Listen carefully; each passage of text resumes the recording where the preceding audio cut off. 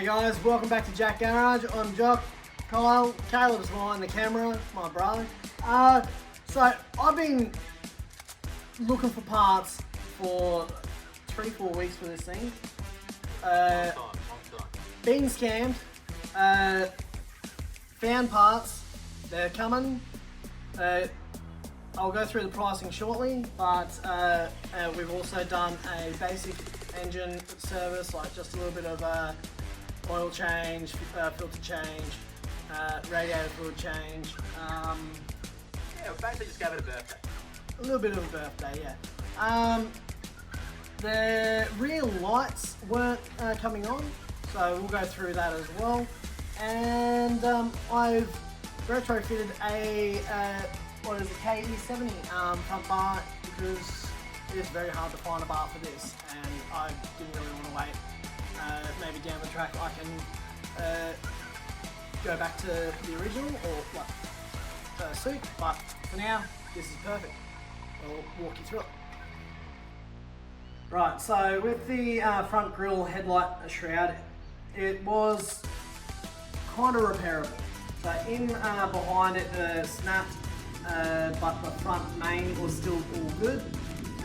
Down the bottom here was a little bent down from the accident, and all I did was used a heat gun, some plastic welding and some epoxy, 2-part epoxy for in behind here.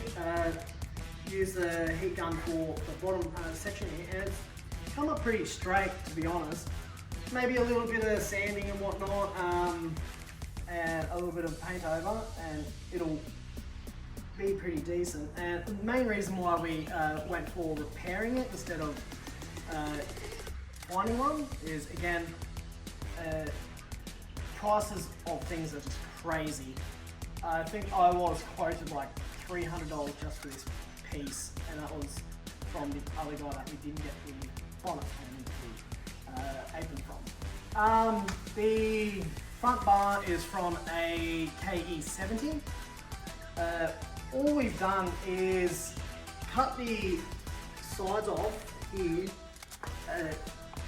and it's fit nice.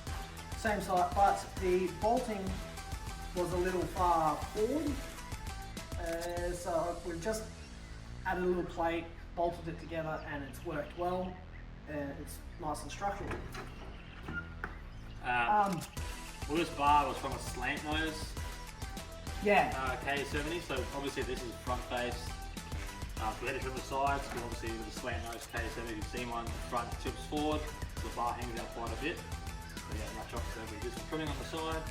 Bolts still line up, but it's just again something on the road, get it out there, so we can eventually, especially if you get some seat time in this thing, if you do any damage, it's easier to replace this kind of rear bar, this front bar, than a brand new one for this car, which costs like $400-500. That cost me $70. Yeah. Where I quoted again for like $300-400 for chrome one. The apron and the bonnet are coming from overseas, because that's really the only place that we could get it. Bonnet cost me slightly over $1,200 shipped. Yeah. Thankfully the guy's using DHL Express, so hopefully it'll be here very shortly. And the apron's coming with that. I think I paid about $300-400 for the apron as well.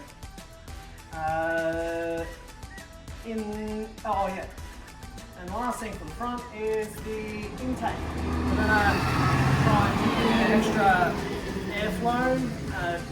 It's probably gonna get a little bit hot, given the high revs and whatnot. So we've used a bit of space age ducting. We're gonna cut a little hole in the front radiator support and attach it to the grill so it can go straight through and nicely. Yeah, so basically all we're trying to do is just get whatever else we get out of this thing, like power-wise, without breaking the budget, and also not having because eventually this thing, we want to bulletproof turbo this thing. Yeah, any sort of mod we can give to it to give it any sort of like mechanical advantage, we'll do that. Like right now the existing air filter comes straight by the attractors, so that's not ideal for heat. Whereas having like this intake coming straight through onto the grill with cold air driving along the road, you're going to get somewhat more cold air than from the engine bay. We are going to put an oil cooler on this, 2 external oil cooler underneath, the sandwich plate inside. Just all the little stuff, so when you're at the track and you're flogging it around, it's just going to stay cool and do what it needs to do. Being a seat time car, you're going to just go out and like rip it lap after lap. Yeah. So by doing all the necessary things there to make it survive, that's what we're going to be doing. Alright, but yeah, that's everything for the front. Let's go to the back, or yeah, we'll show you what we had to do for the light. Alright, so the brake lights weren't working, the left-hand blinker wasn't working. We still had running lights when you turn your headlights on, and and our right-hand blinker was working as well.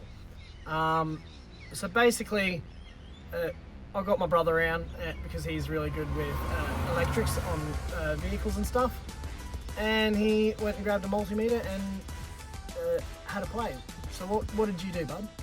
Well, basically all I did was, we took the light bulbs out there, the plugs, and I just went around testing all the wires to see if it had continuity, see if there was a short anywhere, and everything was fine, so it was getting real confusing for the brake lights only, because the blinkers on one side worked.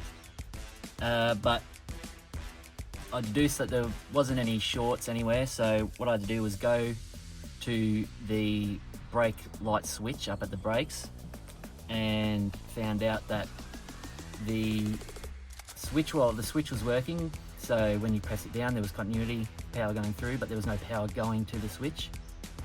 And we figured out that the previous owner had kind of bodged up a wire to provide power to the line, and when we figured that out, we did our own bodge up job and hooked it up to the power, and then they both started working flawlessly.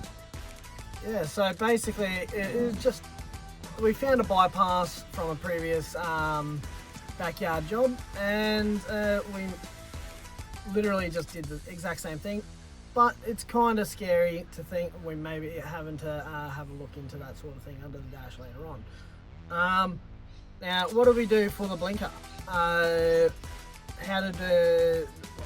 What was the issue with this side? Well, all the other blinkers worked, so there was no problems with that, and we thought maybe it had the same problem, or I originally thought it might have had the same problem with the brakes, and there might be an underlying power issue to all the lights, but that wasn't the case, thankfully.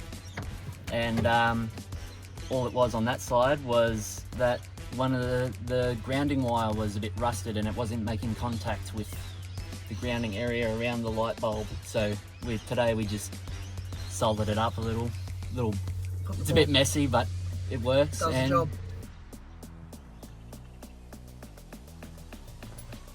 It works perfectly. Yeah. So basically, same test. It weren't getting it to there, but when he touched the wire, he got the test to work. So definitely got power to it. Yeah, no shorts anywhere, so no continuity in between the wires. But it was a bit weird when we were testing. I was testing out the plug, and there wasn't any beeping noises from the multimeter, and on this side it was. But then I went down the line a little bit and checked out the grounding wire there, and it was working fine, so we deduced it was just the plug that was a bit rusty. And hey, a little bit of solder and a little bit of a clean, and all of a sudden it's working nice and good. Didn't have to buy another part there. Yeah, so all these things now, we're just getting it ready for close to be on the road, right? All the roadworthy items, stuff you need to be able to work when you're driving around. Yeah, you wouldn't want to be behind this thing with no brake lights. Exactly. Now, while we're in the same frame, we got right here our wire wheels. Now, as you can see on this one, that's in the wheel well. It's a bit hairy going. Must have happened in the accident. Now, the previous owner gave me the contact to this guy that did these. That he bought them off. Where in the Philippines, I think it was. He had one that was buckled, didn't want to sell it to us. He actually went out and found another one and that is on its way now too. I think I paid what, $3.50 for that? Yeah, $350 I think it was Yeah. shipped. 9 weeks apparently it's gonna be. So now we have a full set again, and ornament. And looks like a really good hose reel. Hose reel. Oh yes. Or maybe we turn it into like a little bar table. Yo. Bad idea. Bit of glass on top. Yeah, I saw someone Roulette do that. table? They cut it in half, then use like, cut the rim in half top and bottom, use a bit of alley rod top to bottom and welded it. So it had like the base to sit on the ground and the top bit which held the glass. That's cool. Looked pretty cool. That's a good idea. Maybe that could be a side project down the road.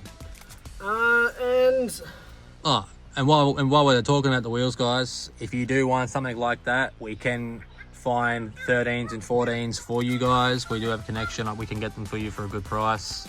yeah, 100%. Send us a DM and we can organise those for you.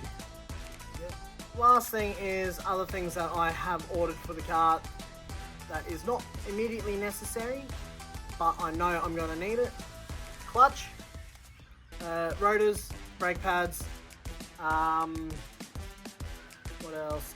And I've also gotten 4 cans of pressure pack of the paint made up. Like the ones that are coming, we have to actually respray anyway, so that's why I did that. So I've ordered all those parts. They're still coming in because they're still hard to get as well. Maintenance for this car is very hard to do when it comes to clutches, brakes, everything like that. It's actually very few and far between. Also the dash. What we've decided is I'm not going to go buying another dash. I'm going to try and retro fix it and see if it works out and looks nice and professional.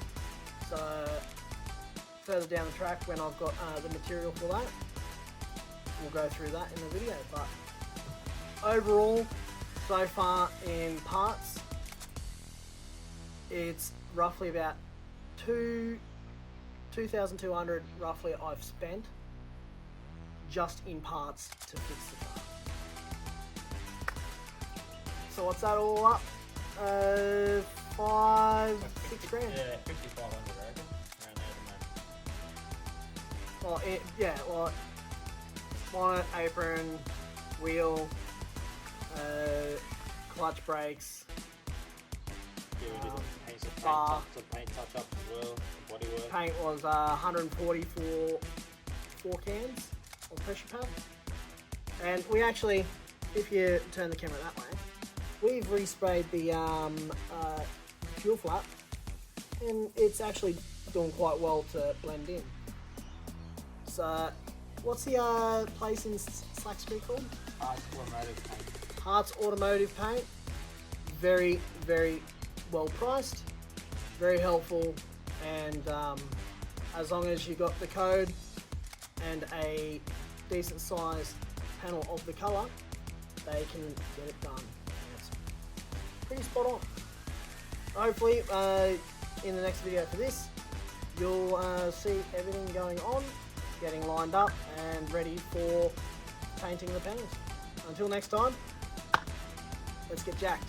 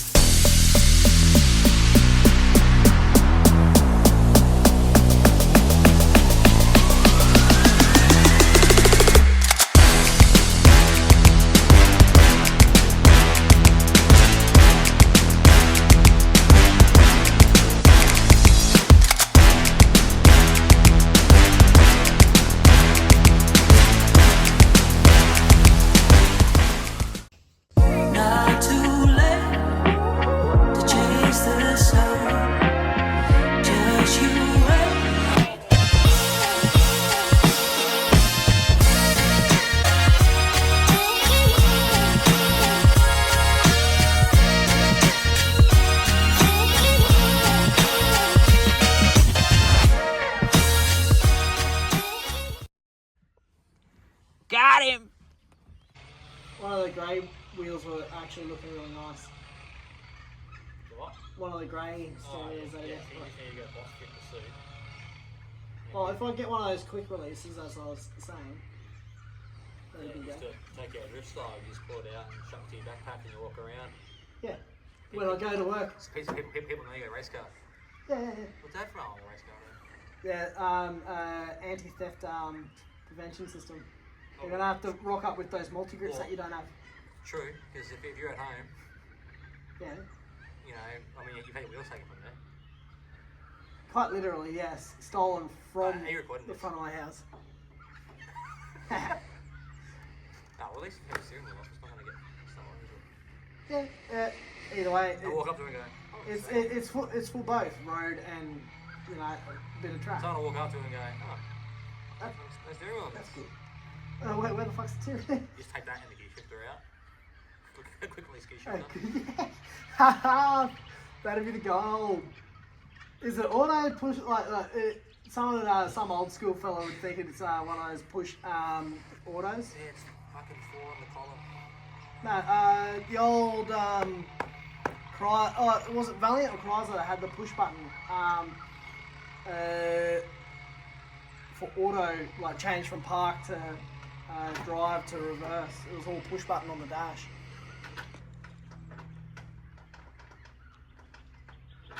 Da, da, da, da, da, da. It's like,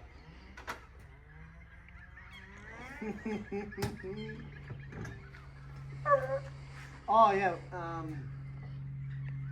yeah, cool. Okay. Cut that one there.